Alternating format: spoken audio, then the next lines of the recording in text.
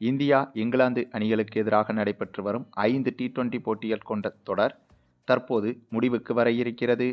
ஏனென்றால் ஏற்கனவே 4 T20 போட்டிகள் முடிவடைந்து விட்டது.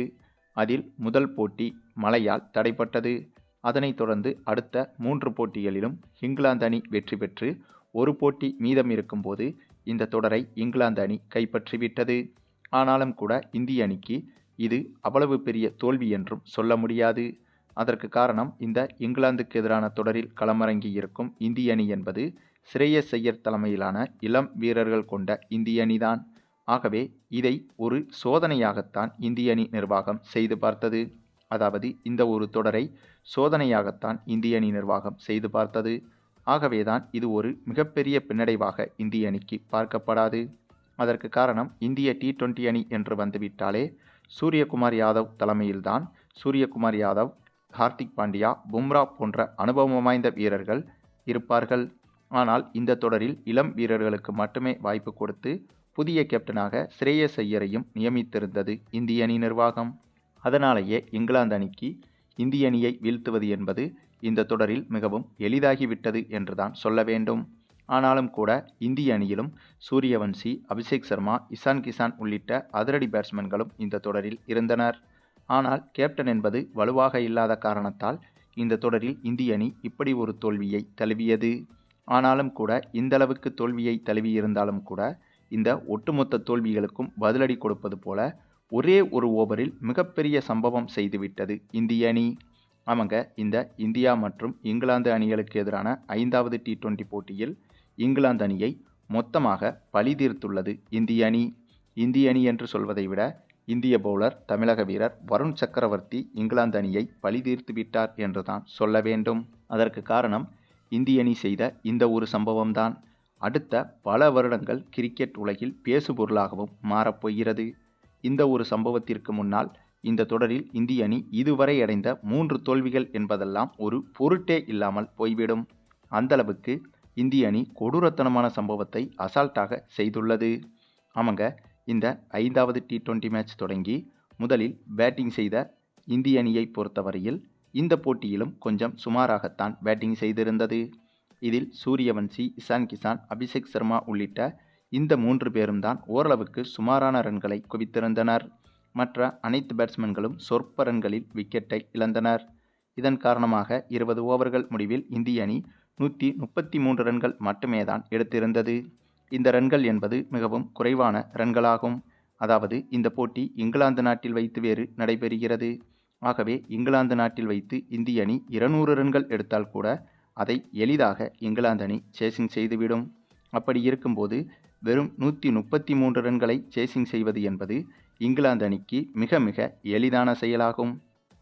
ஆக இந்த போட்டியிலும் இங்கிலாந்து அணி வெற்றி பெற்று இந்த தொடரை மொத்தமாக வாஷ் அவுட் செய்துவிடும் என்றுதான் எதிர்பார்க்கப்பட்டது. அந்த ஒரு எதிர்பார்ப்பில்தான் இத்தகைய ரன்களை சேசிங் செய்ய களமிறங்கியது இங்கிலாந்து அணி. அப்படியாக களமிறங்கிய இங்கிலாந்து அணி ஆரம்பம் முதலே நிதானமாகவே விளையாடியது. இலக்கு என்பது குறைவாக இருப்பதால் ஆரம்பம் முதலே அதிரடியை காட்டாமல் நிதானமாகவே பேட்டிங் செய்து வந்தது இங்கிலாந்து அணி.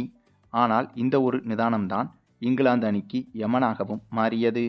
அவங்க முதல் 8 ஓவர்கள் வரை வெறும் 31 ரன்கள் மட்டுமே எடுத்து விக்கெட்டுகளை இழக்காமல் நிதானமாக பேட்டிங் செய்திருந்தது இங்கிலாந்து அணி. அதன் பிறகு ஒரு கட்டத்தில் போட்டியின் 9வது ஓவரை நம்முடைய தமிழக வீரர் வருண் சக்கரவர்த்தி வீச வந்தார். இந்த ஒரு ஓவர் தான் ஒட்டுமொத்த உலக கிரிக்கெட்டையும் புரட்டி போட போகும் ஓவர் என்று அப்போது தெரியவில்லை. ஏனென்றால் இந்த ஓவரில் வருண் சக்கரவர்த்தி வீசிய ஒவ்வொரு பந்திலும் விக்கெட்டுகள் விழுந்தது. இந்த 9வது ஓவரில் இவர் வீசிய முதல் பந்திலிருந்து 5வது பந்து வரையிலும் தொடர்ச்சியாக 5 விக்கெட்டுகளை வீழ்த்திய இவர் 6வது பந்தையும் பதட்டத்தோடு வீசிவிட்டார். அதாவது 6வது பந்திலும் விக்கெட்டை வீழ்த்திவிட வேண்டும் என்ற அந்த ஒரு பரபரப்பும் பதட்டமும் வருண் சக்கரவர்த்தியிடம் இருந்தது. அதனால் அந்த பந்தை நோபாலாக வீச, ஆனால் அங்கேதாங்க மிகப்பெரிய ட்விஸ்டும் இந்திய அணிக்கு காத்திருந்தது. ஆமாங்க, அந்த ஓவரின் கடைசி பந்தை வருண் சக்கரவர்த்தி நோபாலாக வீச அந்த பந்தை லெக் சைடில் அடித்துவிட்டு 2 ரன்கள் ஓடுவதற்கு இங்கிலாந்து பேட்ஸ்மேன்கள் முயற்சி செய்தனர். அப்போது எதிர்பாராத விதமாக அந்த பந்தில் இங்கிலாந்து பேட்ஸ்மேன் ஜார்டன் என்பவர் ரன் அவுட்டும் ஆனார். இதனால் அந்த நோபாலிலும் ஒரு விக்கெட்டை வருண் சக்கரவர்த்தி வீழ்த்திவிட்டார். ஆக இவர் இந்த ஓவரில் வீசிய முதல் 5 பந்துகளிலேயே 6 விக்கெட்டுகளை வீழ்த்திவிட்டார். இதனால் நோபாலுக்கு ரீபாலாக போடப்பட்ட அந்த ஒரு பந்திலும் ஒரு விக்கெட்டை வீழ்த்திவிட்டால் அது உலக சாதனையாக, உலக சரித்திர சாதனையாக மாறிவிடும். ஆனால் இதில் இருக்கும் மிகப்பெரிய சிக்கல் என்னவென்றால், இந்த நோபாலுக்கு ரீபாலாக போடும்போது அது ஃப்ரீ ஹிட்டாக மாறிவிடும். ஆகவே அந்த பந்தில் எப்படி அடித்து அவுட்டானாலும் அந்த பேட்ஸ்மேன் விக்கெட்டை இழக்க மாட்டார். அதே சமயம் மீண்டும் அதே பந்தில் ரன் அவுட் ஆனால் மட்டும்தான் அந்த பாலிலும் விக்கெட் கிடைக்கும். ஆகையால் இப்படி ஒரு இக்கட்டான சூழல் இருந்தபோது அந்த கடைசி பந்தும் வீசப்பட்டது. அதாவது அந்த 9வது ஓவரின் கடைசி பந்தும் வருண் சக்கரவர்த்தியால் வீசப்பட்டது. அந்த பந்தையும் எதிர்பார்த்தது போலவே லாங் திசையில் அடித்துவிட்டு 3 ரன்கள் ஓடுவதற்கு இங்கிலாந்து பேட்ஸ்மேன்கள் முயற்சி செய்தனர். அப்போது அந்த இயற்கையே இந்திய அணிக்கு மிகப்பெரிய உதவி செய்வது போல அந்த ஒரு அசாத்திய சம்பவம் நடந்தது. இங்கிலாந்து அணி 3வது ரன்னை ஓட முயற்சி செய்யும் போது கீப்பரை நோக்கி பந்தை பிடித்து இந்திய வீரர் ஹர்ஷித் ராணா த்ரோ எறிந்தார். அந்த பந்து வருவதை பார்த்து கீப்பர் இருக்கும் திசையை நோக்கி வேகமாக ஓடினார் இங்கிலாந்து பேட்ஸ்மேன் லியாம் டாசன் என்பவர். அப்போது அந்த பேட்ஸ்மேன் திடீரென கால் தடுமாறி கீழே விழ, அதே சமயம் பந்தும் கீப்பர் கைக்கு செல்லாமல் நேரடியாக ஸ்டெம்பில் வந்தே தாக்கிவிட்டது. இதனால் இந்திய வீரர்கள் முறையிடுவதற்கு முன்பே, இந்திய வீரர்கள் அப்பீல் செய்வதற்கு முன்பே நடுவர் விக்கெட் என்று அறிவித்துவிட்டார். இதுதான் ஆச்சரியத்திற்கு மேல் ஆச்சரியமாக மாறியது. ஏனென்றால் இது போன்ற சமயங்களில் ஒருவேளை விக்கெட் கீப்பர் பந்தை பிடித்து ஸ்டெம்பில் அடித்து இருந்தால் கூட ஓடி வந்த பேட்ஸ்மேன் கால் தவறி விழுந்ததால் அந்த ஒரு விக்கெட்டை வேண்டாம் என்று சொல்வதற்கு இந்திய வீரர்கள் முடிவெடுக்கலாம். ஆனால் அப்படி கூட நடக்க விடாமல் நேரடியாக ஸ்டெம்பில் பந்து பட்டதால் அந்த பேட்ஸ்மேனும் விக்கெட்டை இழந்துவிட்டார். ஆகவே அந்த ஒரே ஒரு ஓவரில், அதாவது 6 பந்தில் 7 விக்கெட்டுகள் வீழ்ந்தது. அதுவும் அதுவரை வருண் சக்கரவர்த்தி வீச வருவதற்கு முன்பு ஒரு விக்கெட்டை கூட இழக்காத இங்கிலாந்து அணி வருண் சக்கரவர்த்தி வீசிய அந்த ஒரே ஒரு ஓவரில் 7 விக்கெட்டுகளையும் இழந்து இங்கிலாந்து அணி வரலாற்று படுதோல்வியை நோக்கி சென்றது.